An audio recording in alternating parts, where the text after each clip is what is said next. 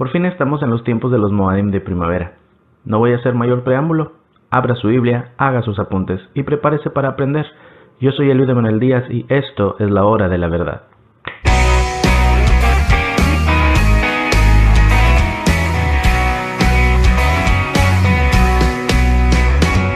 Los Moadim de primavera se comprenden de 4, que son Pesach, panes sin levadura, primeros frutos y Shavuot. Pero el día de hoy vamos a hablar solamente del primero, que es Pesach. Pesach significa pasar de largo. Éxodo 12:27 dice: es un sacrificio de la Pascua o del Pesach de Yahvé, el cual pasó de largo las casas de los hijos de Israel en Egipto, cuando hirió a los egipcios y libró nuestras casas. Y el pueblo se postró y adoró. Levítico 23:5 dice: en el mes primero, a los 14 del mes, entre las 2 tardes, Pesach es de Yahvé. El término entre las 2 tardes viene del Strong 6153. Esto lo expliqué un poco más en nuestro video de la hora de la verdad anterior, donde hablamos sobre la cronología de la muerte y la resurrección de Yeshua. Significa crepúsculo, anochecer, caer la noche, caer la tarde, caída la tarde, la hora de la tarde y nocturno, lo que significa que es un hebraísmo. Para los israelitas, la frase entre las 2 tardes significaba el punto entre la primera tarde, que son las 12 de mediodía, y la segunda tarde, que son las 6 de la tarde. Por lo tanto, entre las 2 tardes significa las 3. ¿Ok? Éxodo 12:8 dice: y aquella noche comerán la carne asada al fuego y panes sin levadura, con hierbas amargas lo comerán. Y lo comerán así: ceñidos sus lomos, su calzado en sus pies y su bordón en su mano. Y lo comerán apresuradamente, es la Pascua o el Pesach de Yahvé. Y este día les será en memoria y lo celebrarán como fiesta solemne durante sus generaciones, por estatuto perpetuo, lo celebrarán. Por lo tanto, con esta información inicial, sabemos que Pesach es uno de los Moadim de los tiempos establecidos de Adonai, que se conmemora el 14 de Aviv a las 3 de la tarde, con un sacrificio y una cena unas horas después, cuando inicia el 15 al caer el sol. Todo eso se hace en recuerdo de cuando Yahvé sacó a los israelitas de Egipto, de la esclavitud. Quiero decirle una nota muy importante sobre Pesach y panes sin levadura. Estos dos Moadim, si bien son distintos, van juntos, ya que Pesach se sacrifica el 14 y se cena el 15 justo al inicio de la fiesta de los panes sin levadura. Esto lo vimos en el video anterior, por favor busque ese video, mírelo, hablamos sobre la cronología de cómo Yeshua cumplió los Moadim de primavera. Lo vimos primero antes de ver lo que son los Moadim de primavera, porque va en conjunción con el tema del calendario. Entonces es como que la unión entre aquel tema y estos. Por favor, mírelo para que entienda mucho más. Entonces muchas veces se nombra a Pesach y panes sin levadura como si fueran indistintos. Por eso muchas personas se confunden. Requiere entonces que usted como lector y yo también comprendamos el contexto del pasaje que estamos viendo para establecer de cuál de los dos Moadim se está hablando. Es por eso que mucho de lo que vamos a hablar en este video se repetirá en el próximo video, donde hablaremos sobre la fiesta de los panes sin levadura. Por lo tanto, deseamos establecer en este video un contexto histórico de la liberación de Israel, para que en el video de los panes sin levadura nos enfoquemos en el aspecto espiritual de la salida de los israelitas de Egipto y del significado de la libertad adquirida. Éxodo 12:14 dice: y este día les será en memoria y lo celebrarán como fiesta solemne para Yahvé durante sus generaciones, por estatuto perpetuo lo celebrarán. Éxodo 12:17 y guardarán la fiesta de los panes sin levadura, porque en ese mismo día saqué sus huestes de la tierra de Egipto. Por lo tanto, guardarán este mandamiento en sus generaciones por costumbre perpetua. Éxodo 13:3 y Moisés dijo al pueblo: tengan en memoria este día en el cual han salido de Egipto, de la casa de servidumbre, pues Yahvé les ha sacado de aquí con mano fuerte. Por tanto, no comerán leudado. Deuteronomio 16:2 y sacrificarán el Pesach a Yahvé su Elohim de las ovejas y de las vacas en el lugar que Yahvé escogiere, para que allí habite su nombre.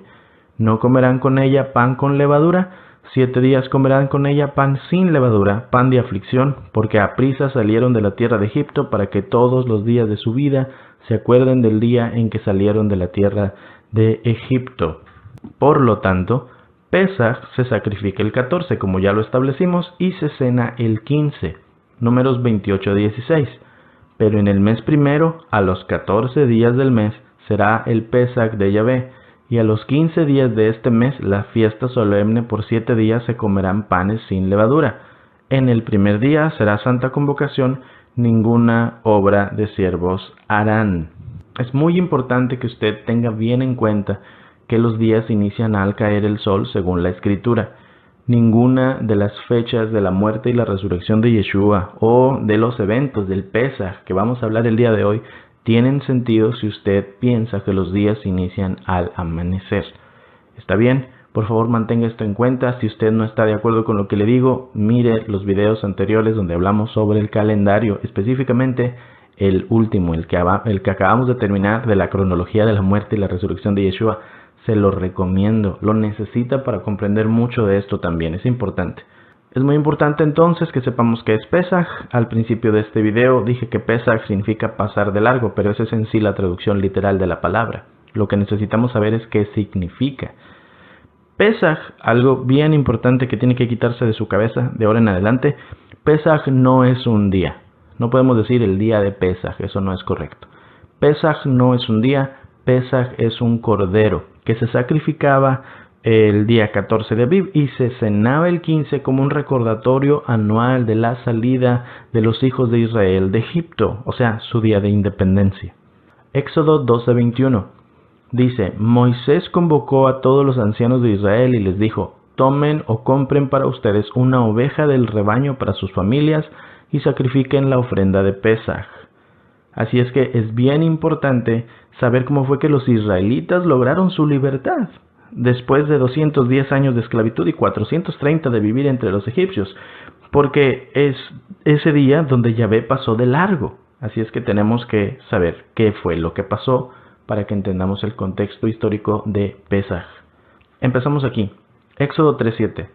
Dijo luego Yahvé: bien he visto la aflicción de mi pueblo que está en Egipto, y he oído su clamor a causa de sus exactores, pues he conocido sus angustias, y he descendido para librarlos de mano de los egipcios y sacarlos de aquella tierra, a una tierra buena y ancha, a tierra que fluye leche y miel, a los lugares del cananeo, del eteo, del amorreo, del fereceo, del heveo y del jebuseo. El clamor de los hijos de Israel ha venido delante de mí, y también he visto la opresión con que los egipcios los oprimen. Ven por tanto ahora, y te enviaré a Faraón para que saques de Egipto mi pueblo, los hijos de Israel. Éxodo 3:19. Mas yo sé que el rey de Egipto no los dejará ir sino por mano fuerte. Pero yo extenderé mi mano y heriré a Egipto con todas mis maravillas que haré en él, y entonces les dejará ir. Y yo daré a este pueblo gracia en los ojos de los egipcios para que cuando salgan no se vayan con las manos vacías, sino que pedirá cada mujer a su vecina y cada a su huéspeda alhajas de plata, alhajas de oro y vestidos, los cuales pondrán sobre sus hijos y sobre sus hijas, y despojarán a Egipto. Éxodo 5:1. Después Moisés y Aarón fueron y dijeron a Faraón: así dice Yahvé Elohim de Israel: deja ir a mi pueblo para que me celebre fiesta en el desierto. Pero Faraón dijo: ¿quién es Adonai para que yo escuche su voz y deje ir a Israel? No conozco a Adonai y además no voy a dejar ir a Israel. Éxodo 7:3.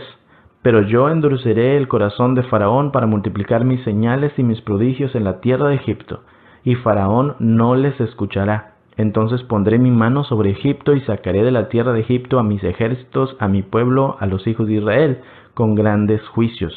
Y sabrán los egipcios que yo soy Yahvé, cuando yo extienda mi mano sobre Egipto y saque de en medio de ellos a los hijos de Israel. Entonces nos damos cuenta que Yahvé podía sacar a los israelitas de Egipto bien rápidamente, pero quiso no hacerlo de esa forma. Él, a propósito, endureció el corazón del faraón, como Pablo lo dice en Romanos, como un vaso de deshonra, para que fuera mucho más grande el impacto de la salida de los israelitas. Entonces, vamos a ver qué fue lo que pasó para que Faraón los dejara irse. Hablemos de las 10 plagas. Cuando Yahvé envió a su mensajero Moisés de regreso a Egipto para sacar a su pueblo del cautiverio, lo hizo con todo su poder, y se demostró grandemente durante el tiempo de esas 10 plagas. Cada una de ellas fue peor que la anterior y destruyó a la sociedad egipcia de una forma distinta. Lo más notable, sin embargo, es que cada plaga también representaba un ataque directo a una de las deidades de la mitología egipcia. Eso es muy importante y es lo que quiero que veamos en este momento.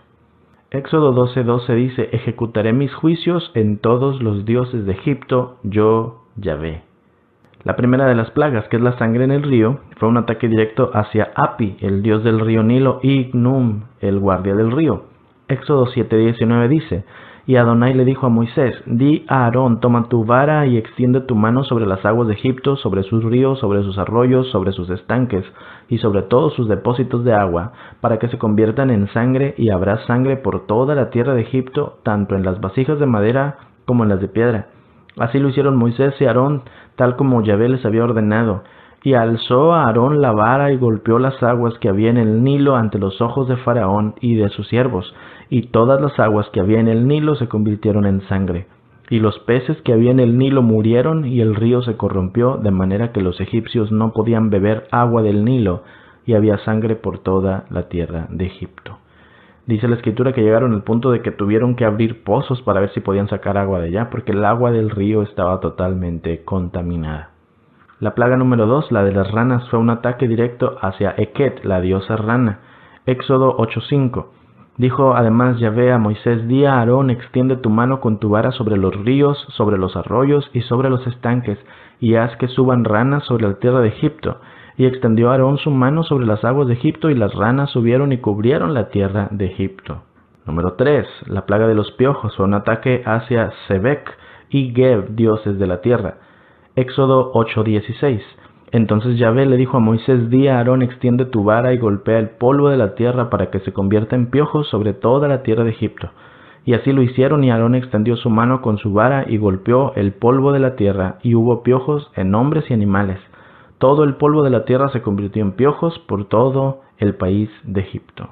Número 4. La plaga de las moscas fue un ataque hacia Huachir, dios de las moscas. Éxodo 8:24.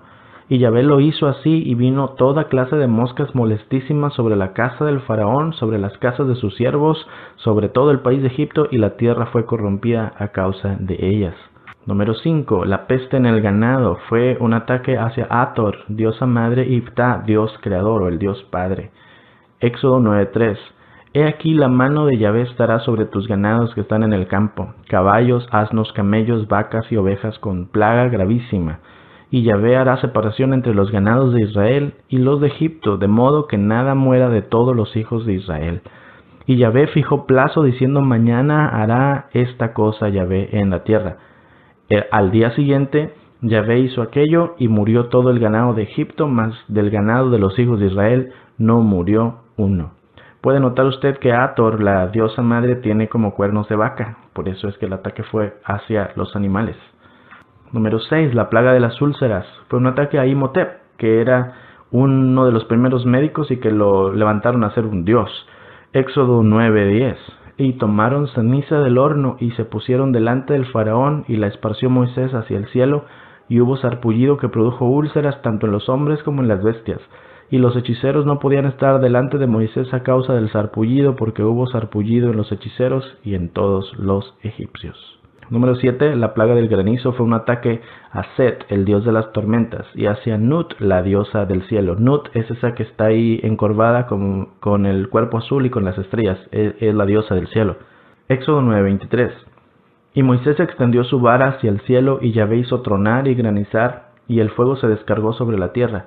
Y Yahvé hizo llover granizo sobre la tierra de Egipto, y hubo pues granizo y fuego mezclado con granizo, tan grande cual nunca hubo en toda la tierra de Egipto desde que fue habitada. Y aquel granizo hirió en toda la tierra de Egipto todo lo que estaba en el campo, así hombres como bestias. Asimismo destrozó el granizo toda la hierba del campo, y desgajó todos los árboles del país. Número 8. La plaga de las langostas. Este fue un ataque a Isis, la diosa de la fertilidad, la diosa de las cosechas, y es Semiramis. Éxodo 10:14. Y subieron las langostas sobre toda la tierra de Egipto, y se asentaron en todo el territorio de Egipto, y eran muy numerosas. Nunca había habido tantas langostas como entonces, ni las habrá después, porque cubrieron la faz de toda la tierra, y la tierra se oscureció, y se comieron toda planta de la tierra y todo el fruto de los árboles que el granizo había dejado. Así que nada verde quedó en árbol o planta del campo por toda la tierra de Egipto. Número 9. Las tinieblas por 3 días completos. Este fue un ataque a uno de los dioses más grandes, tal vez el más grande de los egipcios, que era Amon-Ra, que era el dios del sol, y a Thoth, el dios de la luna. Éxodo 10:21. Entonces Adonai dijo a Moisés: extiende tu mano hacia el cielo para que haya tinieblas sobre la tierra de Egipto, tinieblas tales cuales se puedan palpar. Extendió entonces Moisés su mano hacia el cielo y hubo densas tinieblas en toda la tierra de Egipto por 3 días. No se veían unos a otros, nadie se levantó de su lugar por 3 días, pero todos los hijos de Israel tenían luz en sus moradas. Y por último, número 10, la muerte de los primogénitos. Fue un ataque directo a Horus, era el dios del faraón. Al faraón le decían Horus vivo.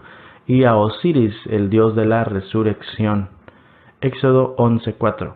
Y Moisés dijo: así dice Adonai, como a medianoche yo pasaré por toda la tierra de Egipto, y morirá todo primogénito en la tierra de Egipto, desde el primogénito del faraón que se sienta en su trono, hasta el primogénito de la sierva que está detrás del molino, también todo primogénito del ganado. Y habrá gran clamor en toda la tierra de Egipto, como nunca antes lo ha habido, y como nunca más lo habrá. Podemos ver entonces que Yahvé trajo su juicio sobre los dioses de Egipto para mostrar que no tenían poder. Y notamos también una situación similar en el capítulo 18 de Primero de Reyes, donde el profeta Elías está contra los profetas de Baal, haciendo un reto sobre el poder de Baal para poder traer lluvia en medio de tanta sequía. Entonces, estos disquedioses no tenían poder sobre el poder del Elohim vivo. Hay algo bien importante que notar respecto de las 10 plagas que hablamos. Hay muchas personas que las consideran como fenómenos naturales que sucedieron por coincidencia en esas fechas, pero realmente tienen un orden establecido. Fueron enviadas con el propósito de mostrar a Yahvé como el Elohim verdadero y el que puede intervenir en la historia. Esto no nada más es una lucha entre Moisés y Faraón, es un reto de fuerzas entre el poder de Yahvé, como dijimos, y los dioses paganos de Egipto, que estaban representados por el Faraón. Entonces, nos vamos a dar cuenta de algo. Las 10 plagas que ya estudiamos caen en 3 categorías distintas. Número 1, las que prueban la existencia de Elohim. Número 2, las que hacen diferencia entre los israelitas y los egipcios. Y número 3, las que demuestran la soberanía de Yahvé. Veamos la primera, las que prueban la existencia de Elohim. Son la sangre, las ranas y los piojos, las primeras 3. Éxodo 7:17, solamente un pasaje pequeño, pero usted puede estudiar en casa todo el contexto y se dará cuenta de lo que estoy diciendo. Así dice Yahvé: por esto sabrás que yo soy Yahvé. Mira, yo golpearé el agua del río con la vara que tengo en mi mano y se volverá sangre. Dice: así sabrás que yo soy Yahvé, Yahweh. Éxodo 8:18. Y los magos trataron con sus artes secretas de producir piojos, pero no pudieron. Había piojos en la gente y en animales, y entonces los magos le dijeron al faraón: este es el dedo de Elohim. Fue donde ya de plano no pudieron hacer nada, porque lograron imitar las serpientes, lograron hacer las cosas que hacían Moisés y Aarón, pero cuando llegaron a los piojos ya no pudieron. Número 2. Las que hacen diferencia entre los israelitas y los egipcios. Por ejemplo, la plaga de las moscas, la peste en el ganado y las úlceras. Éxodo 8:22 dice: pero esta vez haré una excepción con la región de Gosén, donde vive mi pueblo. Allí no habrá moscas. Entonces sabrás que yo soy Adonai y que estoy presente incluso en el corazón de tu tierra. Haré una clara distinción entre mi pueblo y tu pueblo. Número 3. Las que demuestran la soberanía de Yahvé. El granizo, las langostas, las tinieblas y la muerte de los primogénitos. Éxodo 9:14 dice: porque esta vez enviaré todas mis plagas sobre ti, le está hablando al faraón, sobre tus siervos y sobre tu pueblo, para que sepas que no hay otro como yo en toda la tierra. Porque si yo hubiera extendido mi mano y te hubiera herido a ti y a tu pueblo con pestilencia, ya habría sido cortado de la tierra. Pero en verdad, por esta razón te he permitido permanecer para mostrarte mi poder y para proclamar mi nombre por toda la tierra. Y todavía te enalteces contra mi pueblo, no dejándolos ir. Entonces ve como Yahvé le está diciendo: es porque yo quiero que no te he destruido. Estoy permitiéndote vivir solo porque todavía no termina mi juicio. Antes de la última plaga que vamos a ver, hubo una advertencia muy importante. Éxodo 11:1. Y Adonai le dijo a Moisés: una plaga más traeré sobre el faraón y sobre Egipto, después de la cual los dejará ir de aquí. cuando los deje ir, ciertamente los va a echar completamente. Entonces, no nada más los iba a dejar irse, pero los iba a correr. Éxodo 11:4. Así dice Adonai: como a medianoche yo pasaré por toda la tierra de Egipto. ¿Quién dice que va a pasar? Él mismo, yo pasaré. Y morirá todo primogénito en la tierra de Egipto, desde el primogénito del faraón que se sienta en su trono, hasta el primogénito de la sierva que está detrás del molino, también todo primogénito del ganado. Y habrá gran clamor en toda la tierra de Egipto, como nunca antes lo ha habido y como nunca más lo habrá. Pero a ninguno de los hijos de Israel ni siquiera un perro le ladrará, ni a hombre ni a animal, para que entiendan cómo Adonai hace distinción entre Egipto e Israel. En la muerte de los primogénitos podemos ver entonces las 3 categorías de las 10 plagas. Número 1, por ejemplo, Yahvé mismo la iba a hacer. Número 2, haría distinción entre Israel y Egipto. Y número 3, mostraría su soberanía y su poder y traería gran clamor. Es en este momento, antes de que suceda la última plaga, que Yahvé le ordena a Moisés y a Aarón que hagan algo muy peculiar, que es hacer el sacrificio de Pesaj y cenarlo mientras están muriendo todos los egipcios. Los detalles están en el capítulo 12 de Éxodo, lo podemos ver, entonces usted lo puede estudiar en casa o lo puede tener ahí a la mano. Solamente se los voy a poner en secuencia y el versículo para que usted pueda ver todo lo que le estoy diciendo de una manera un poco más ordenada. Número 1, se celebra en Abib, que sería el primer mes del año. Ahí están los versos, usted lo puede buscar. Número 2, se selecciona un cordero por familia el día 10. Número 3, si la familia es muy pequeña, se comparte el cordero con el vecino más cercano. Número 4, puede ser un cordero o un cabrito, siempre sin defecto, macho de 1 año. Número 5, se examina hasta el día 14 y se sacrifica por todo el pueblo en la tarde. Número 6, se toma la sangre del cordero y se pone en los postes y en el dintel de la puerta.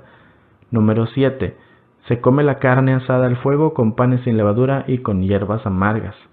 Número 8, no se puede comer crudo o hervido, sino completamente asado al fuego.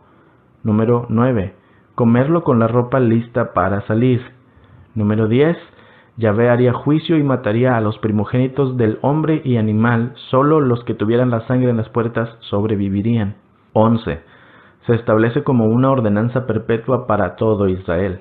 Número 12, el siervo circuncidado sí puede comer del Pesaj. 13, ningún viajero o asalariado puede comer del Pesaj. Y 14, se come en casa y no se deben romper los huesos del cordero. Esas son las generalidades que Adonai le dijo en el capítulo 12 de Éxodo.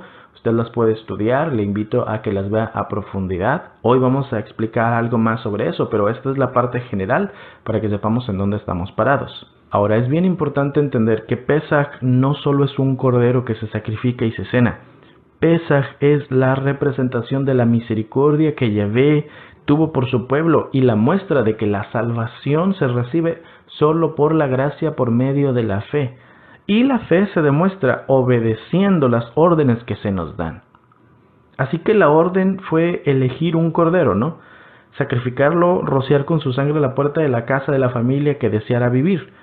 Cualquier israelita que obedeciera estaría exento del juicio, y de la misma forma, los egipcios, que para ese entonces ya creían en el poder de Yahvé, estaban invitados a hacer lo mismo.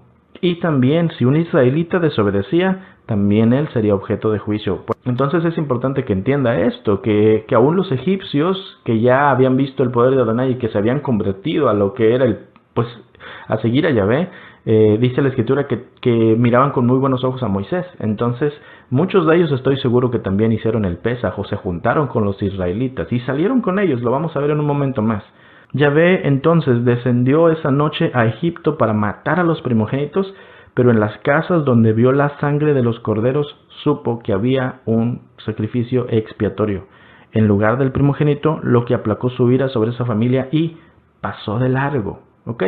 La historia la conoce usted, sabe qué significa la sangre en las puertas. Es simplemente un marco, como en la portada de este video, un marco con sangre en las orillas.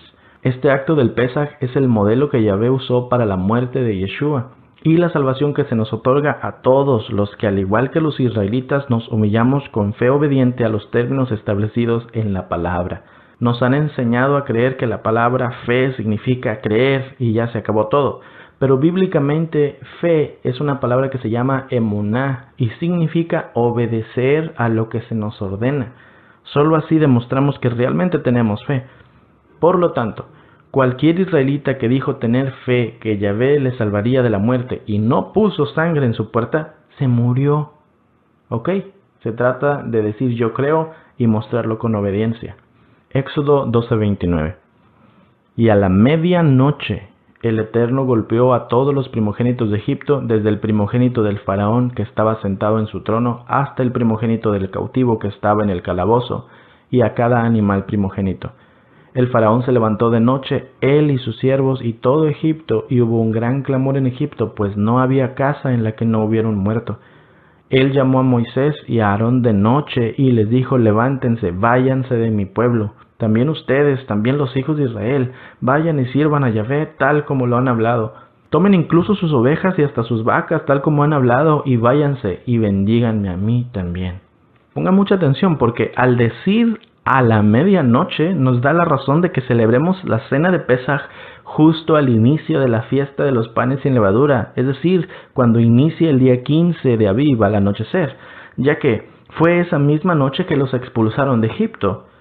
Si dijéramos que la cena de Pesaj se hace al anochecer del 14, entonces los israelitas hubieran estado escondidos comiendo el Pesaj una noche antes de que Yahvé pasara para matar a los primogénitos, y eso simplemente es un error.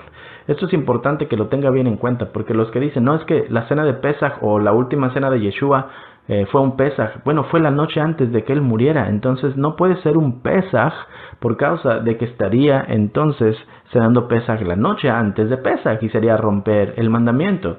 Y además, obviamente, el Pesaj original se estaba haciendo mientras estaban matando a los egipcios, y eso sucedió en el inicio del 15 de Aviv.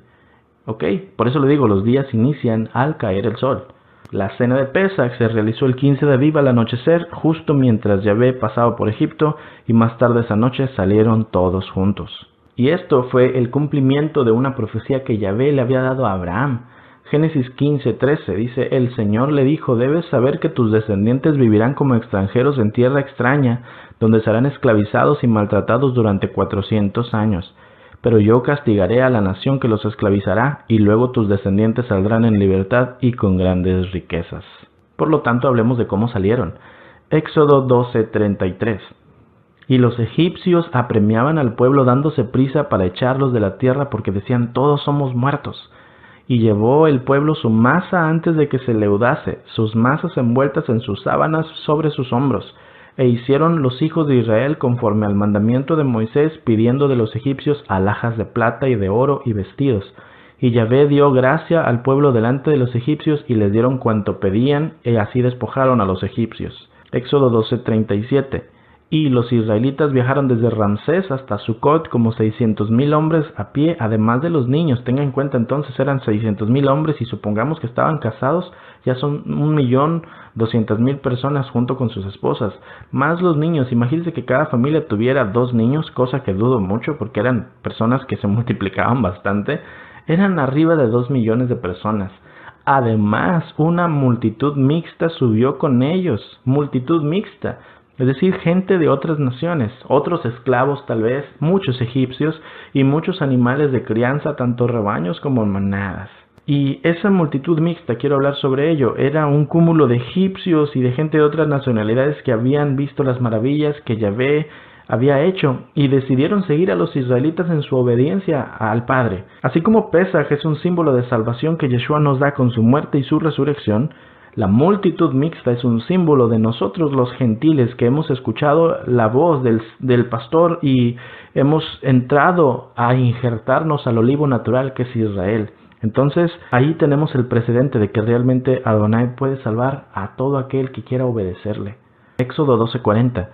El tiempo que los hijos de Israel habitaron en Egipto fue 430 años, y pasados los 430 años, en el mismo día, todas las huestes de Yahvé salieron de la tierra de Egipto. Esa noche es de guardar para Yahvé, por haberlo sacado de la tierra de Egipto. Esta noche deben guardarla para Yahvé todos los hijos de Israel por sus generaciones. Entonces este es el día de la independencia de Israel, y Esto es en sí lo que tenemos que tener en cuenta cada vez que vamos a celebrar Pesaj. Por lo tanto, ya que vienen estas fechas, usted tiene que tener muy en cuenta que no se trata nada más de la muerte de Yeshua, que es súper importantísimo y lo veremos, pero el acto original es este. Así es que este video de Pesaj obviamente tiene que hablar de todo esto, porque usted necesita el contexto histórico de qué cosa está celebrando. Está celebrando la salida de los israelitas después de una gran victoria, y dice la escritura, un brazo fuerte, una mano poderosa que Yahvé mostró para sacarlos en alas de águilas. Allá en Éxodo 19 podemos ver que Yahvé les dice, yo los saqué en alas de águilas, soy su Elohim, quieren servirme, y ellos decidieron, sí, queremos servirte. Pero eso vino hasta después. También es muy importante que tenga en cuenta eso. Habiendo visto entonces el contexto histórico, veamos algunas cosas que generan mucha duda entre las personas respecto de Pesaj y tienen que aclararse para que usted pueda tener sabiduría de cómo celebrar este Moadim. Número 1, y es muy importante, Pesaj el día de hoy, en este año que vivimos 2019 y desde hace miles de años desde que se destruyó el templo, no se celebra como en los tiempos del Tanaj o de la Biblia. Deuteronomio 16:2. Sacrificarás la ofrenda de Pesaj a Yahvé tu Elohim de las ovejas y además de las vacas en el sitio que ha de elegir el Eterno para que descanse su nombre. Deuteronomio 16:5. No puedes sacrificar la ofrenda de Pesaj en una de tus ciudades que te da el Eterno tu Elohim, excepto en el lugar que ha de elegir el Eterno tu Elohim para que descanse su nombre. Allí sacrificarás la ofrenda de Pesaj a la tarde cuando baja el sol a la hora de tu partida de Egipto. Los versos anteriores que acabamos de leer nos hacen ver que para celebrar Pesaj bíblicamente necesitamos 3 cosas. Número 1, ir a Jerusalén, el lugar donde Yahvé puso su nombre. Número 2, ir al templo, que es la locación física. Y número 3, sacerdotes para que hagan el sacrificio.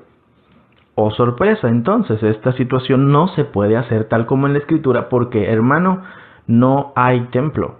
Por lo tanto, como no hay templo ni sacerdotes levíticos, entonces aún los que van a ir a Jerusalén a celebrar los Moadim el día de hoy solo pueden recordarlos como memoriales y no necesariamente hacerlos al pie de la letra.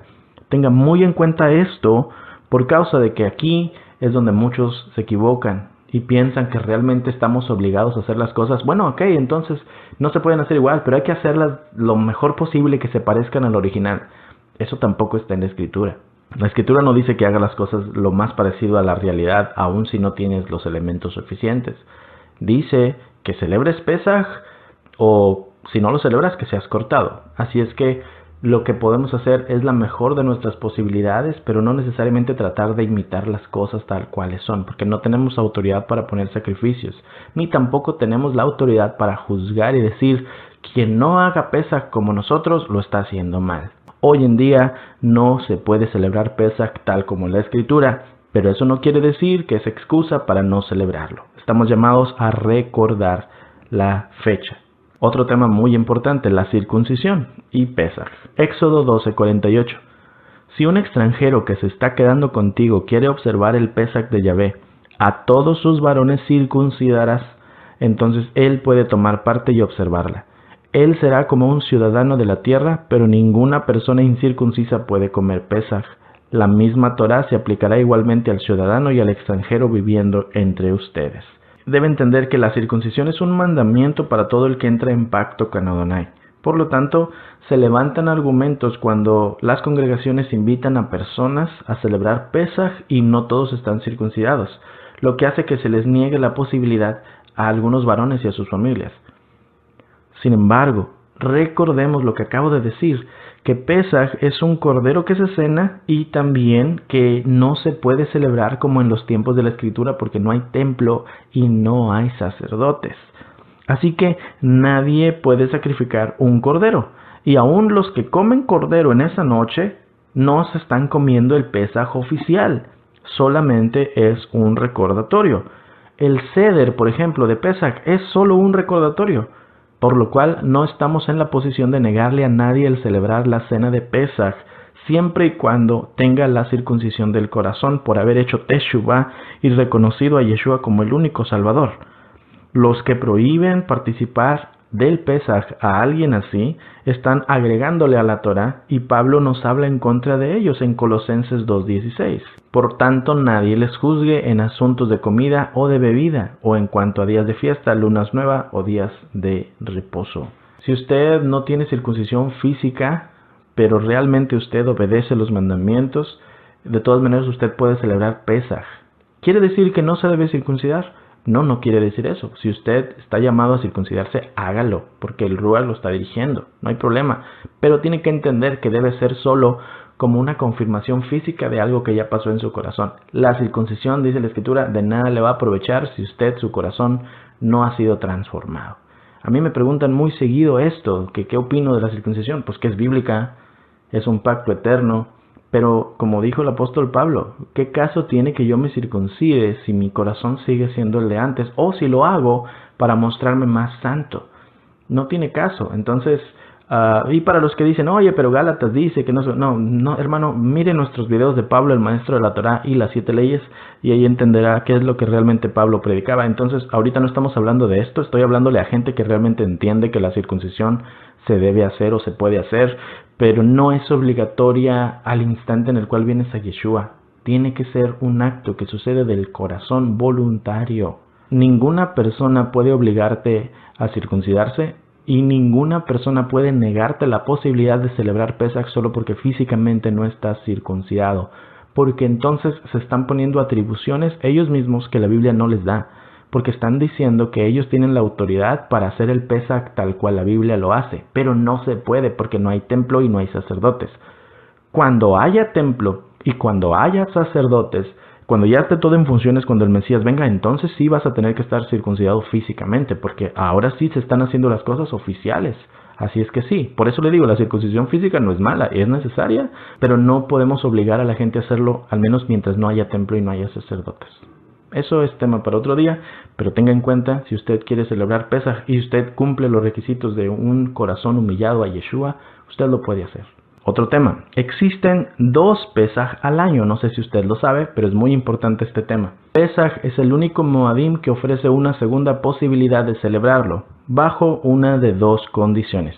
Número 1, cuando alguien está en contacto físico con un muerto, y número 2, cuando alguien estaba de viaje en el momento de Pesaj y le fue imposible celebrarlo. El fundamento está en Números 9:6. Dice, pero había algunos hombres que estaban inmundos por causa de una persona muerta y no pudieron celebrar el Pesaj. Y le dijeron, aunque estemos inmundos por causa de una persona muerta, ¿por qué se nos impide presentar la ofrenda de Yahvé en su tiempo señalado entre los hijos de Israel? Entonces Moisés les dijo, esperen y oiré lo que Yahvé ordena acerca de ustedes. Números 9:9.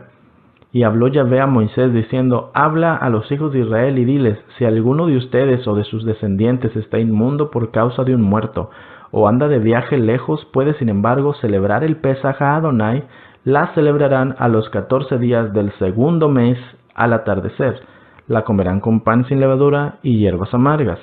Nada dejarán de ella hasta la mañana, ni quebrarán hueso de ella, conforme a todos los estatutos del Pesaj lo celebrarán. Sin embargo, no porque haya 2 oportunidades pensemos que es correcto ignorar la primera. Números 9:13 es el mismo pasaje. Pero si alguno que está limpio y no anda de viaje deja de celebrar el Pesaj, esa persona será cortada de entre su pueblo porque no presentó la ofrenda de Yahvé a su tiempo señalado. Ese hombre llevará su pecado. Entonces Yahvé está dándonos la oportunidad de celebrar Pesaj si por causas de fuerza mayor no podemos hacerlo en el tiempo que la mayoría de las personas lo están haciendo. Pero tienen que haber realmente causas de fuerza mayor. Cualquier persona entonces que cuando llega el Moadim dice no me interesa, entonces esa persona lleva su pecado. Y ahí está la consecuencia, hermano. Es muy importante. ¿Sabe? Esto es una nota como que paréntesis, pero muy importante. Es bastante irónico que la celebración de 2 Pesaj al año fue una de las causas principales por las que Constantino y el concilio de Nicea se separaron de lo que ellos llamaban la detestable compañía de los judíos y de los creyentes en Yeshua que guardaban la Torá, porque según ellos era totalmente inadmisible que se pudieran celebrar 2 Pesaj al año, aunque la Biblia dice que sí. Se lo compruebo. Leamos la carta del emperador Constantino a todos aquellos no presentes en el concilio de Nicea. Esto está en Eusebio Vita Constantino, libro 3, del 18 al 20. Lea esto conmigo, es muy importante. Cuando el asunto acerca del sagrado festival de la Pascua salió a relucir, universalmente se pensó que sería conveniente que se celebrara en un solo día, porque ¿qué sería más hermoso o más deseable que ver este festival a través del cual se recibe la esperanza de la inmortalidad, celebrado por todos de común acuerdo y de una misma manera? Fue por esto declarado particularmente indigno que en el más sagrado de los festivales se siga las costumbres de los judíos, quienes han manchado sus manos con el más horrendo de todos los crímenes, y cuyas mentes han sido enceguecidas. Rechazando su costumbre, nosotros transmitiremos a nuestros descendientes el modo legítimo de celebrar la Pascua, la cual hemos observado desde los tiempos de la pasión del Salvador según el día de la semana. Es decir, ya querían cambiar la fecha de Pesaj para hacerla un domingo. Por lo tanto, no debemos tener nada en común con los judíos porque el Salvador nos ha mostrado otro camino. Ah, caray, Yeshua dijo, yo soy el camino. Nuestra adoración debe seguir un curso más legítimo y conveniente, el orden de los días de la semana. Oficialmente se estaban cambiando al domingo. Y consecuentemente, adaptando este camino en unanimidad, deseamos, queridos hermanos, separarnos de la detestable compañía de los judíos. Porque es verdaderamente vergonzoso para nosotros escucharlos jactarse diciendo que sin su dirección no podríamos guardar de esta fiesta. ¿Cómo pueden estar en lo cierto aquellos que después de la muerte del Salvador no han sido guiados por la razón sino por la violencia salvaje, alentados por su propio engaño? Ellos no poseen la verdad sobre este asunto de la Pascua, porque en su ceguera y repugnancia hacia toda reforma celebran 2 Pascuas en el mismo año, ¿ve? 2 Pesaj. No podemos imitar a aquellos que están abiertamente en el error. ¿Cómo entonces podríamos seguir a estos judíos que están ciertamente ciegos por el error? Puesto que celebrar la Pascua 2 veces al año es absolutamente inadmisible, aunque es bíblico. Incluso si esto no fuera así, sería aún un deber el no manchar nuestra alma teniendo relaciones con gente tan perversa. Se debe considerar no solo que el número de iglesias en estas provincias es mayoritario, sino también el hecho de que es correcto que exijamos lo que nuestras razones aprueban y que no debemos tener nada en común con los judíos. Registrado en Los Padres Nicenos y Postnicenos, Dr. Henry Percival, volumen 14, Grand Rapids Hermans, 1979, páginas 54 y 55. No quise darles realmente tiempo dentro de este tema a lo que voy a decir ahora, pero me parece una aclaración importante. Está de más decir que el Pesaj bíblico no es la Pascua pagana de Istar, lo que en inglés le dicen Easter, no es la misma cosa. Eso de Easter Sunday y que luego la Semana Santa y todas esas cosas, no, eso no es la Pascua. La Pascua bíblica es lo que en inglés le dicen Passover, que significa pasar de largo, que la Biblia dice Pesaj, que es lo que estamos hablando ahora, que es el recuerdo de la salida de los israelitas de Egipto, pero el Istar, el Easter, es la fiesta del nacimiento de Astarot, de Astarte, de Isis, de Semiramis. Es donde salió de un huevo y donde no sé qué otras cosas hizo. Entonces por eso es que en estas fechas la gente anda con los huevitos de Pascuas y con los conejos y con ese mugrero. Eso es tan pagano como lo es la Navidad. Totalmente pagano. Entonces obviamente Satanás iba a poner esas fechas en el mismo tiempo de los Moadim de primavera por causa de que era la muerte y la resurrección del Mesías. Entonces no, Yeshua no resucitó en un Easter Sunday, en un domingo de Pascuas. Eso es mugrero y fue oficializado por Constantino en este edicto que acabamos de leer. ¿Ok? No estamos hablando de lo mismo, hermano. Cuando usted oiga que yo digo Pascua o Pesaj, me refiero al de la Escritura, no al mugrero que los católicos y los cristianos evangélicos también han estado haciendo con que los 40 días de la cuaresma que dicen los católicos. No, son los 40 días de Chara Tammuz. Eso es mugrero. Comen el jamón de Pascua. O sea, la Escritura claramente dice que comer el marrano es totalmente pecaminoso delante de Yahvé. Entonces él va a ir a destruir a los que comen puerco. Bueno, solamente para que lo tuvieran en cuenta. Entonces el hecho de que hubiera 2 Pesaj fue lo que hizo que se separaran de los, entre comillas, detestables judíos. Claro que los judíos en este caso pues tenían razón en celebrar Pesaj 2 veces al año, porque la Biblia dice que así es. Entonces, contrario a lo que los católicos y los cristianos protestantes piensan, realmente el segundo Pesaj es totalmente bíblico. Lo vamos a ver en 2 de Crónicas 31, aquí está en ejecución. Envió después Ezequías por todo Israel y Judá y escribió cartas a Efraín y a Manasés para que viniesen a Jerusalén a la casa de Yahvé para celebrar el Pesaj a Yahvé Elohim de Israel. Y el rey había tomado consejo con sus príncipes y con toda la congregación en Jerusalén para celebrar el Pesaj en el mes segundo, porque entonces no la podían celebrar por cuanto no había suficientes sacerdotes santificados ni el pueblo se había reunido en Jerusalén. Mire todo ese pasaje, ahí vemos cuando sucedió la reforma del avivamiento en la casa de Judá por causa del rey Ezequías. Es un tipo de lo que viene a ser en el Mesías, muy poderoso esto. Y dice que querían celebrar Pesaj porque no se había hecho en mucho tiempo. Y entonces ya no estaban preparados todos durante el mes primero y tuvieron que hacerlo en el mes segundo, como la escritura dice que se puede hacer. Otro tema muy importante que es el Seder de Pesaj. Pues, ¿qué es? Mire, la palabra Seder significa orden, ¿ok? El Seder es una serie de pasos que se realizan en distintos puntos de la cena de Pesaj. Fueron establecidos por los rabinos del año 200 después de Cristo, más o menos, y tiene que saber esto, el Seder no aparece en la Biblia. Este proceso incluye 4 copas de vino, hierbas amargas, manzanas, nueces, especias, cordero y un huevo. Pero cuando vemos la escritura notamos que la cena de Pesaj es mucho más sencilla. Éxodo 12:8. Y aquella noche comerán la carne asada al fuego y panes sin levadura, con hierbas amargas lo comerán. Eso es lo que dice la escritura respecto de la cena de Pesaj, nada más. Si nos hacemos la pregunta de si el Seder es malo, yo le voy a decir que no es malo.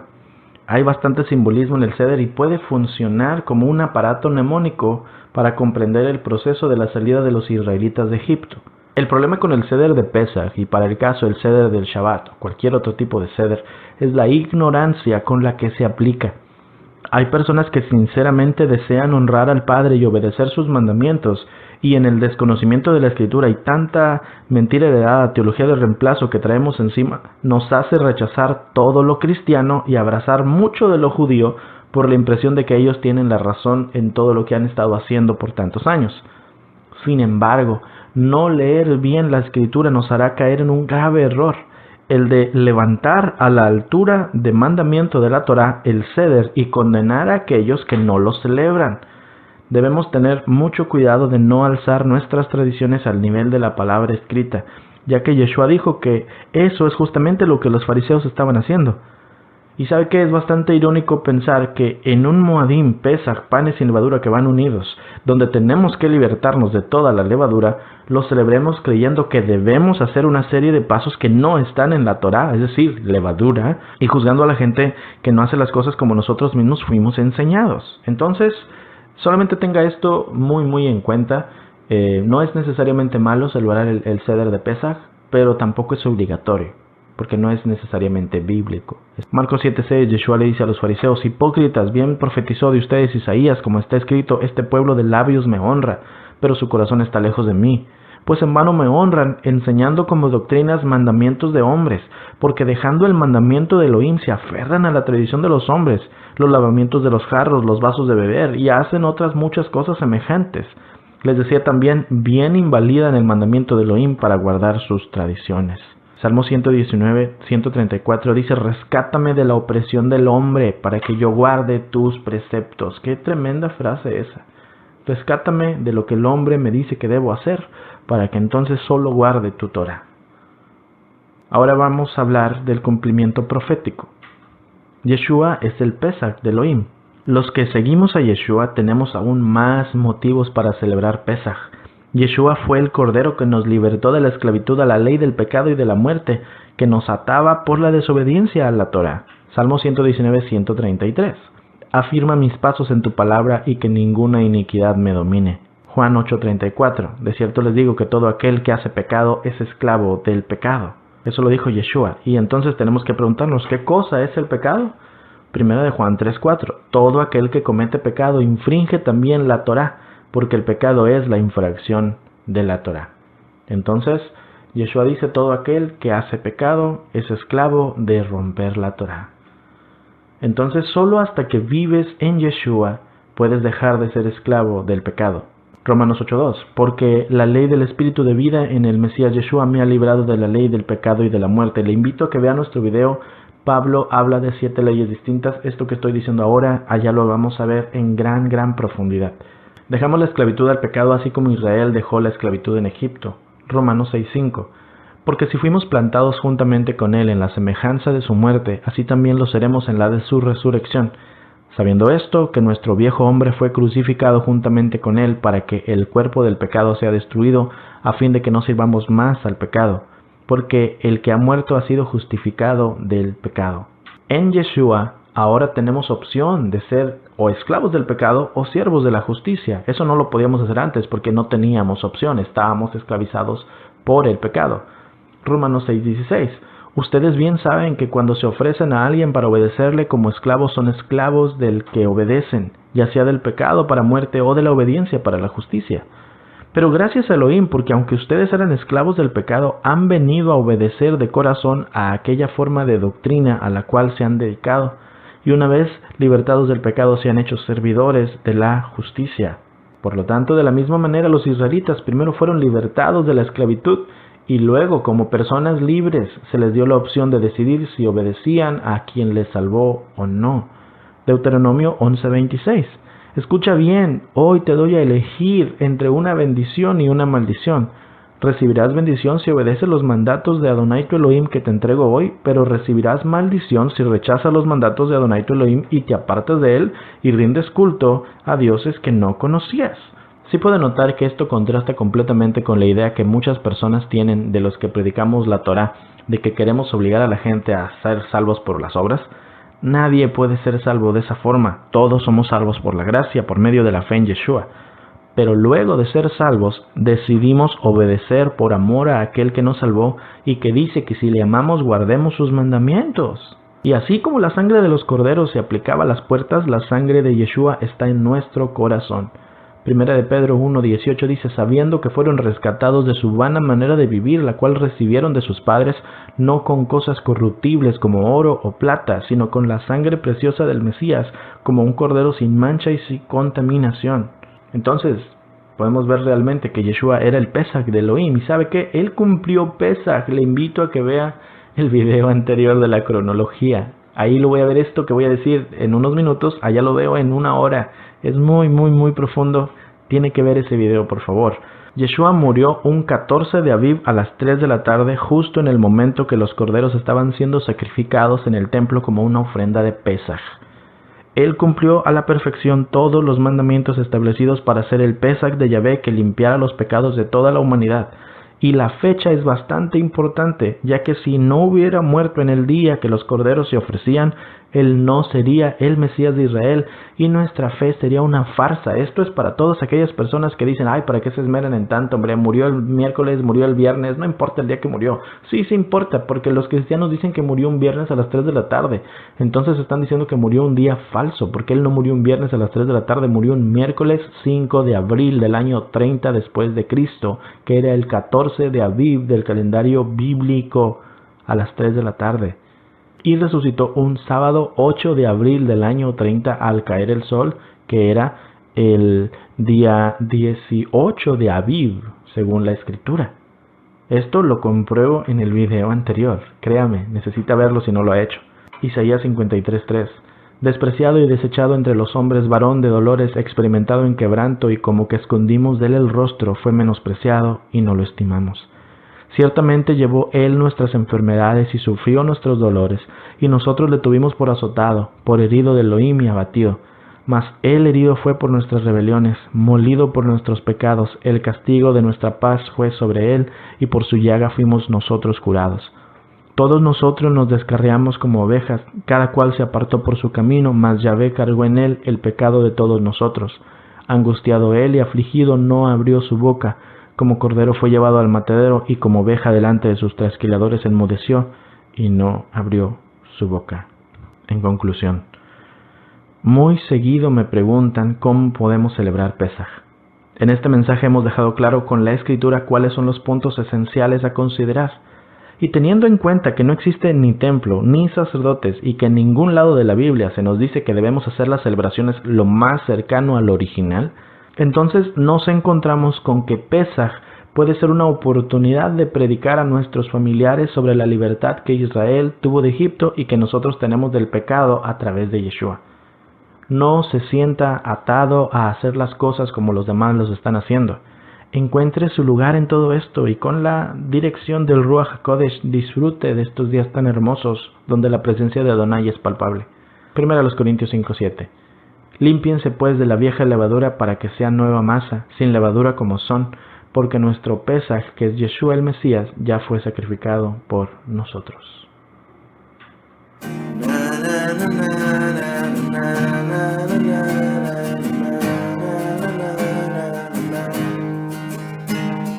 Bienaventurada tú que lloras aquí y que con tu alabastro vienes a ungirme a mí. Bienaventurado tú que ciego estás y ruegas un milagro cuando me oyes pasar. Bienaventurado aunque no tengas fe al ver a un pequeño con un pan y un pez. Bienaventurada tú que sientes morir y que tiemblas de miedo al ver las piedras venir. Dime tu historia, dime el dolor y te mostraré cuánto quiero darte mi amor. Y si en 1000 pedazos está tu corazón, déjame ensamblarlo, yo soy salvación. Bienaventurado tú que andas en el mar y que luego te hundiste al empezar a dudar. Bienaventurado aunque leproso estés y te sientes tan solo porque nadie es cortés.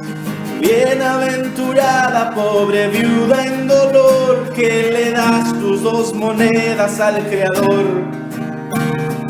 Bienaventurado aunque seas un traidor que con un beso entregas al que es tu Salvador. Dime tu historia, dime el dolor y te mostraré cuánto quiero darte mi amor. Y si en 1000 pedazos está tu corazón, déjame ensamblarlo, yo soy salvación. Yo te miraba antes de tu nacer y vi ese día en que te vi volver. Yo veo el mañana, no fuiste hecho al azar. Fue con mi aliento que te hice respirar. Miro tu historia y me veo a mí, siempre a tu lado, cantando sobre ti. Tú ves tus penas, tú ves tu sufrir, yo veo mi razón de venir. Vine por tu historia y por tu dolor, para mostrarte cuánto te voy a dar mi amor. Y si en 1000 pedazos está tu corazón, déjame ensamblarlo, yo soy salvación. Y si en 1000 pedazos está tu corazón,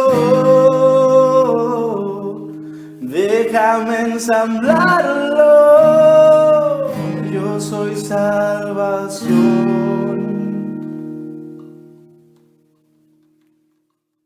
Muchas gracias por haber visto este video. Le pido que por favor lo comparta, le dé like, nos deje un comentario y sobre todo se suscriba y active la campanita de notificaciones para que no se pierda el próximo y los demás videos que vamos a hacer.